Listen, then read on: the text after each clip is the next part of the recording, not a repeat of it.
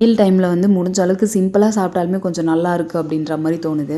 இந்த கூட்டு, பொரியல், அதுக்கப்புறம் இந்த குழம்பு, வறுவல் இதெல்லாம் வந்து சாப்பிட்றதுக்குலாம் வந்து அந்த அளவுக்கு பிடிக்கல.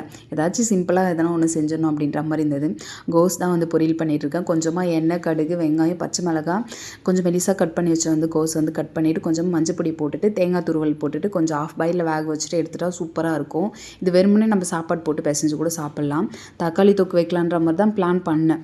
ஆனால் பீன்ஸ் வந்து ஒரு 10 பீன்ஸ் கிட்ட இருந்தது. அதை அப்படியே கட் பண்ணிவிட்டு தேங்காய்லாம் அரைச்சி ஊற்றிட்டு இது வந்து பொரிச்ச குழம்பா ரெடி பண்ணிக்கலாம்னு சொல்லிட்டு தான் ரெடி பண்ணிகிட்ருக்கேன். வெங்காயம், தக்காளி, அதுக்கப்புறம் பீன்ஸு, வேணுன்ற அளவுக்கு குழம்பு மிளகாத்தூள் போட்டுட்டு, தேங்காய், அதுக்கப்புறம் ஒரு 4 பல்லு பூண்டு, சீரகம் போட்டு நல்லா வந்து அரைச்சிட்டு இந்த குழம்புல வந்து ஊற்றிட்டு நல்லா கொதிக்க வச்சுட்டு ஆஃப் பண்ணிவிட்டு சாப்பிடும்போது அவ்வளோ சூப்பராக இருக்கும். செம்ம டேஸ்ட்டாக இருக்கும். ரோஷனுக்கு, மித்திக்கு வந்து எல்லாருக்குமே எங்கள் வீட்டில் அவ்வளோ ரொம்ப பிடிக்கும். சிம்பிளாக இருக்கும். வேலை நம்மளுக்கு ஈஸியாக முடிஞ்சிடும்.